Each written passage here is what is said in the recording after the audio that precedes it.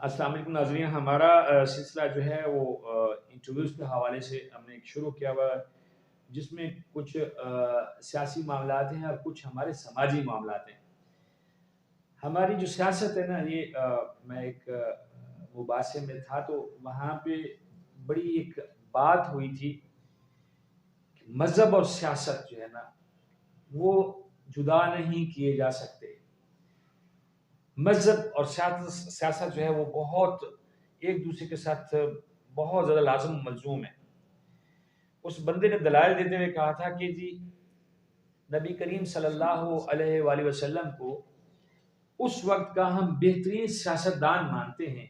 उनकी सियासी जमात का नाम था इस्लाम और उस जमात में जो लोग शामिल होते थे उन्हें मुसलमान कहा जाता था और जिसका मंशूर था हज, ज़कात, रोज़ा, नमाज, सच बहुत सारी मतलब थोड़ी सी बातें जो हैं वो उन्होंने बताया कि इन मामलात पे अमल करना है, नमाज पढ़नी है, आपने हज करना है, ज़कात देनी है, रोज़ा रखना है, अल्लाह को एक मानना है, फरिश्तों पे ईमान लाना है। यानी कि थोड़ी सी तालीमात जो है ना वो उस जमात का मंशूर था, इसमें कोई शक नहीं। क्योंकि हमारे यहाँ जितनी भी जमातें, चाहे वो पाकिस्तान है, चाहे पाकिस्तान से बाहर है, चाहे कोई गली मोहल्ले में एक एनजीओ बनती है, उनका भी एक मंशूर होता है कि हम इस मामले पे ऐसे काम करेंगे। तो हमारे मुल्क में जो सियासत चलती है वो कुछ अजीब डगर पे होती है। उसमें आजकल एक बहुत बड़ा जो खला है वो ये है हमारे फैसले किए जा रहे हैं निगरान हुकूमतों के हाथों। उनके पास कोई ऐसा, मैंने नहीं पढ़ा कि उसका कोई मेरिट ऐसा उनके पास हो कि वो, क्योंकि वो इलेक्टेड तो होते नहीं है, वो सिलेक्टेड होते हैं, वो एक तस्वीर के तौर पे आए होते हैं और वो फैसले बड़े लंबे लंबे कर रहे हैं, बड़े दूर रस किस्म के फैसले कर रहे हैं। उनमें एक फैसला ये है कि गवर्नमेंट मुलाजमीन की पेंशन के जो मामलात हैं, पेंशन खत्म की जाए, उसके उन्होंने इनिशियल जो बेसिक है उस पर लाया जाए कि जो गवर्नमेंट के जो इदारे हैं उनको प्राइवेट करने पे बड़ा जोर दिया जा रहा है। उसमें सबसे बड़ा इदारा हमारा पाकिस्तान स्टील मिल है। मैं उसके आदाद शुमार पढ़ रहा था। हमारे जो असासे हैं पाकिस्तान स्टील मिल के, वो ही खरबों रुपए के हैं, उसको भी प्राइवेट करें, हम उसको चलाने की कोशिश में नहीं है, बेचने के चक्कर में। तो आज हमारे पास मेहमान है स्टूडियो में, मोहम्मद शरीफ राजपूत साहब। ये बैंकार हैं, रिटायर्ड हैं और उसके अलावा इन्होंने जो समाजी खिदमात में किया हुआ है, इन्होंने वहाँ पे ज़कात कमेटी के चेयरमैन भी रहे हैं और वैसे भी जो इनकी यूनियन काउंसिल के जो होते हैं मामलात, उसमें समाजी हलकों में ये अपना सानी नहीं रखते हैं। हमने इनसे कोई सियासी गुफ्तगू नहीं करनी है, हमने इनसे पूछना है कि आप भी पेंशनर हैं और आप पेंशन वालों के जो मामलात हैं, जो मसाइल हैं, उनको समझते हैं, इस पे डिस्कस करेंगे। अस्सलाम वालेकुम भाई साहब, ठीक है, खैरियत से हैं? अच्छा राजपूत साहब, बात ये है पिंडी में खैर राजपूत कम ही मतलब ना नाम आता है, क्या नहीं है, अब्बासी है, राजे है, तो राजपूत आपका। अच्छा ये बताएं कि आप जो है वो नेशनल सेविंग सेंटर्स वगैरह में मतलब जॉब करते रहे, वहाँ से आपने रिटायरमेंट ली है, फिर आप आ गए हैं सोशल वर्क पे। कह सकते हैं कि थोड़ी सी पॉलिटिक्स की भी टच होती है उसमें, बिल्कुल ठीक है। तो ये जो अभी जो गवर्नमेंट कर रही है, जो केयर टेकर गवर्नमेंट है, ये जो कदम उठा रही है, इसके पास मैंडेट नहीं है, बिल्कुल दुरुस्त क्या है ये जुल्म है? सर। बिल्कुल आपने दुरुस्त कहा है कि केयर टेकर गवर्नमेंट का सिर्फ एक, दुनिया भर में एक ही मकसद होता है, केयर टेकर ने इलेक्शन अरेंज करने होते हैं, बस। इससे ज़्यादा उनका कोई मैंडेट नहीं होता। और ये जो चीज़ें आप कह रहे हैं, खुसूसन ये पेंशनर्स, ये तो बहुत बड़ा जुल्म है कि एक बंदा, मैं खुद चूँकि गवर्नमेंट सर्वेंट रहा हूँ 35 साल, मैंने 35 ईयर्स मेरी सर्विस है, गजटेड अफसर होकर रिटायर हुआ हूँ। तो मतलब गवर्नमेंट एम्प्लॉयज़ अपनी ज़िंदगी में 25, 30, 40 साल पेट पे पत्थर बांध के गुजारा करता है। ऐसा ही है। जहाँ अगर जिन महकमों में करप्शन नहीं है, रिस्क हलाल जो गवर्नमेंट सर्वेंट कमा रहा है, वो समझे अपनी ज़िंदगी में पेट पे पत्थर बांध के अपनी ख्वाहिशात को मार के अपनी ज़िंदगी गुजर गुजर बसर इस करता आस है, पे कि जो इस मुझे आस पे कि बुढ़ापे में कंप्लीट, पेंशन मिलेगी, हाँ मुझे जी, सुकून ओल्ड एज रहेगा। में मुझे कुछ सहूलत मिल जाएगी, सही है। मैं अपने बच्चों की जिम्मेदारियां बेहसन तरीके से मुकम्मल कर लूँगा, या मेरी गुजर बसर जो है नान नफ़का वो मुझे गवर्नमेंट सही है, देगी। बिल्कुल। तो ये जो कुछ इस गवर्नमेंट ने किया है और जो कुछ चीज़ें अब तो सामने अनफोल्ड हो गई हैं, ये कहना कि एक एम्प्लॉई है, अगर वो फ़र्ज़ करें ग्रेड 7 में भर्ती हो रहा है, तो वो बेचारा कहीं 20-25 साल बाद जाके ग्रेड 11 में जाएगा, फिर 14 में जाएगा।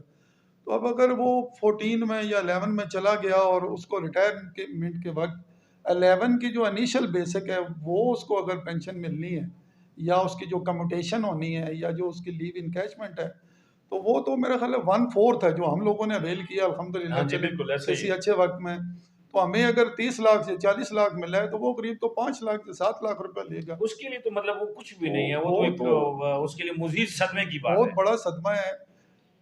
तो क्या मतलब इसमें आप क्या सजेस्ट करते हैं कि गवर्नमेंट को क्या सर, स्टेप इसको उठाना तो चाहिए? मैं यही कहता हूँ कि ये पहला तो मैंडेट ही नहीं है केयर टेकर गवर्नमेंट का एग्ज़ैक्टली। इस तरह के फाइनेंशियल स्टेप उठाए। फिर दूसरी बात ये है कि जो अगर ये उठाया है तो ये बिल्कुल गलत स्टेप है, इसको रिवर्स करना चाहिए। वरना तो ये आपका गवर्नमेंट स्ट्रक्चर जो है ना जी, सारा बर्बाद हो जाएगा। लोगों ने गवर्नमेंट इंटरेस्ट इस काम में इंटरेस्ट छोड़ देना है। जब एक बंदे को पता है कि मैंने 35 साल 40 साल जॉब करनी है और मुझे तनख्वाह भी उसी तरह 30-40 हज़ार मिलना है, 50 मिलना है, तो इस ज़माने में उसमें भी गुजारा नहीं होना और रिटायरमेंट पे भी मुझे कुछ नहीं मिलना।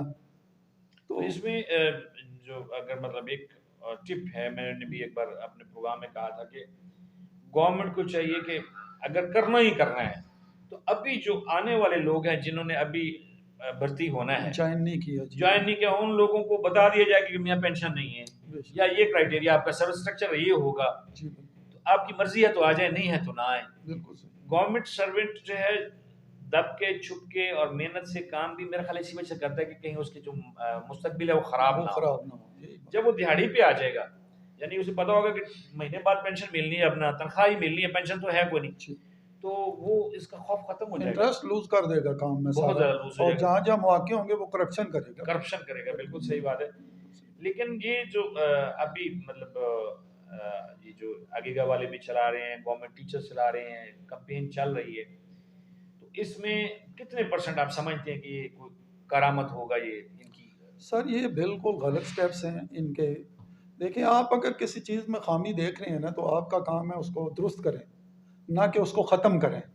ये जो कर रहे हैं ख़त्म करने वाली बात। अगर एजुकेशन सेक्टर में या किसी और सेक्टर में भी अगर कोई गड़बड़ है, वो अप टू स्टैंडर्ड नहीं है, मेयार ठीक नहीं है, तो आप उनको कंट्रोल करें, उन पे कहीं पॉलिसीज़। ऐसा तो नहीं है कि ये प्राइवेट सेक्टर में जितने भी लोग बैठे हुए हैं, बिलखुसूस जो शुबा तालीम है, उसमें वो बड़े पावरफुल लोग हैं। बिल्कुल। कहीं उनको सपोर्ट करने की तो नहीं किया जा रहा कि ये गवर्नमेंट के इदारे प्राइवेट करो ताकि लोगों का जो रुझान है वो उस तरफ चला जाए? सर, बिल्कुल ये एक एक काज़ ये भी हो सकता है इनका, क्योंकि जो प्राइवेट सेक्टर माफिया है, ये तो बहुत बड़ा माफिया है ना जी। प्राइवेट स्कूल्स का जो माफिया है, ये बहुत बड़ा माफिया है। और जब गवर्नमेंट प्राइवेट करेगी अपने अदारों को, अपने स्कूलों को, अभी तो करीब है कि चले वो 5 रुपये या 20 रुपये या 50 रुपये फीस दे के अपने बच्चों को, अब जो हमारे बच्चे हैं वो तो 5 हज़ार 10 हज़ार इस तरह का दे रहे हैं। तो वो जो कॉमन मैन है वो तो अफोर्ड नहीं करेगा, फिर वो ये अपने बच्चों को घर पे बैठा लेगा। या फिर जो अफोर्डेबल लोग हैं, अफोर्ड कर सकते हैं, वो फिर प्राइवेट इसमें सेक्टर में। इसमें कल्चर का भी मामला बनेगा। बिल्कुल कल्चर का कल्चर का मामला बिल्कुल बनेगा क्योंकि बनेगा। हमारा एक सेटअप होता है, हमारे जो टीचर्स होते हैं वो पहले माँ की गोद से ट्रेनिंग लेते हैं, फिर वो मदारिस में स्कूलों में जाते हैं, फिर इम्तिहान देते हैं, फिर आगे आते हैं। बेशक। उनका एक ना माइंड सेट होता है कि मैंने बच्चों को तालीम देनी शुरू की है तो मेरे पास ये चीज़ है, मैं वो नॉलेज कन्वर्ट करूँ। बेशक। तो एनजीओ के जो लोग आएंगे वो तो प्रोफेशनल नहीं होंगे ना, प्रोफेशनल नहीं होंगे। वो तो सिर्फ होंगे एक मतलब उन्होंने काम करना है, वो स्किल्स अपनी दिखानी और है। दूसरा सर, वो एनजीओ का एक अपना एजेंडा होगा लास्ट में। एजेंडा बिल्कुल। ये पॉसिबल नहीं है कि कोई एनजीओ पाकिस्तान में आके कैलाश काम में करे। ऐसा हो रहा है, हाँ, बहुत सारे गिलगित के बहुत सारे इलाकों बहुत में ऐसे सारे एनजीओ कर रही हैं, कर रही है, वो एक खास चीज़ को प्रमोट कर रही प्रमोट हैं। कर रही और हैं। यही कुछ इधर भी होगा, अगर अगर खुदा न खास्ता ये इम्प्लीमेंट हो गया। वैसे तो होता नज़र नहीं आ रहा मुझे, जिस तरीके से रेजिस्टेंस हो रही है इसमें, असातिज़ा सारे बाहर निकले हुए हैं।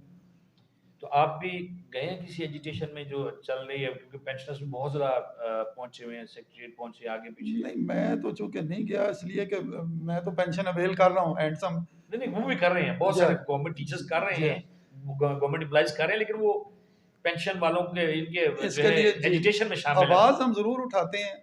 और जब जब भी हमारे डिपार्टमेंट ने अगर कोशिश की है 1-2 बार, तो मैं बाकायदा वहाँ पे पार्टिसिपेट की है। वो मुझे कॉल करते हैं कि यहाँ फलाँ जगह हम धरना दे रहे हैं, तो मैं गया हूँ वहाँ पे, बाकायदा स्पीच की है, सारा कुछ की है। तो लेकिन आप जनरली जो है वो, जो बाकी इस वक़्त हैं, उनसे तो मेरा कोई राब्ता नहीं है। यानी कि आप इस चीज़ की उम्मीद रखते हैं कि ऐसा होगा कि ये पेंशन वाले मामला ठंडे हो जाएंगे?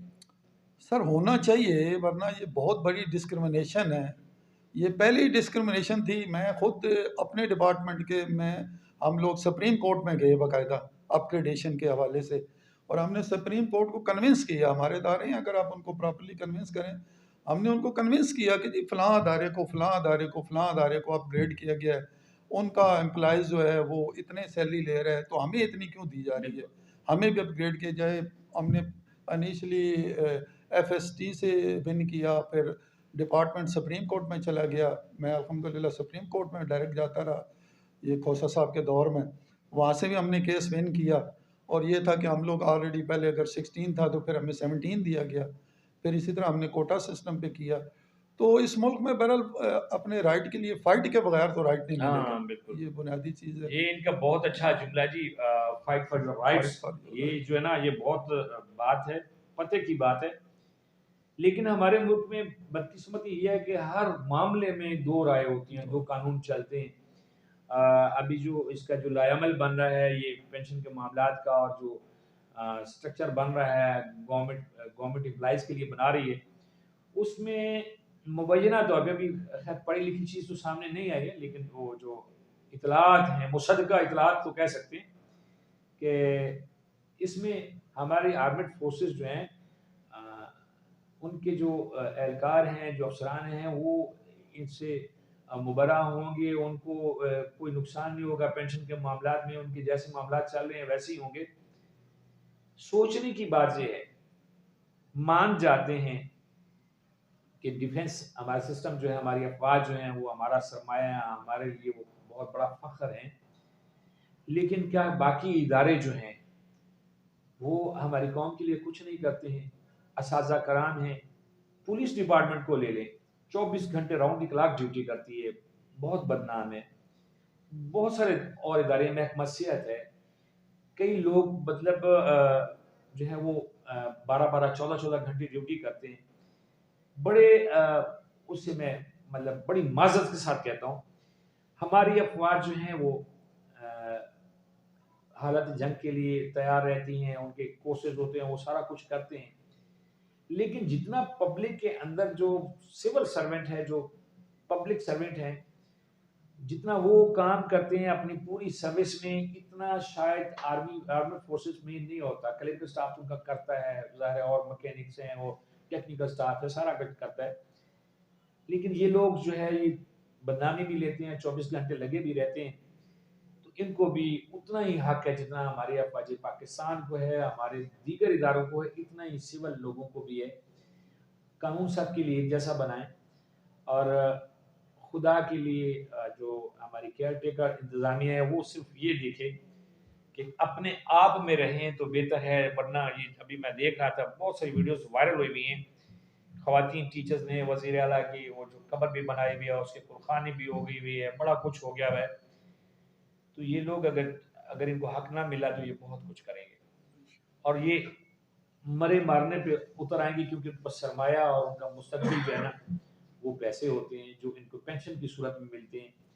और ये हकीकत है कि गवर्नमेंट सर्वेंट जो है बुढ़ापे में आके वो उसको औलाद के हाथों की तरफ नहीं देखना पड़ता, उसकी फैमिली को, यानी कि पेंशनर जो है, खातून जो हैं, और या मर्द है जो उसका सेकंड लाइफ पार्टनर होता है, उसको औलाद के हाथों की तरफ नहीं देखना पड़ता, उनको गवर्नमेंट देती है, और वो इसी चीज़ पे फ़ख्र करते हैं। तो इस पे गौर वाली बातें हैं, और उम्मीद करता हूँ कि इस पे अमल भी होगा।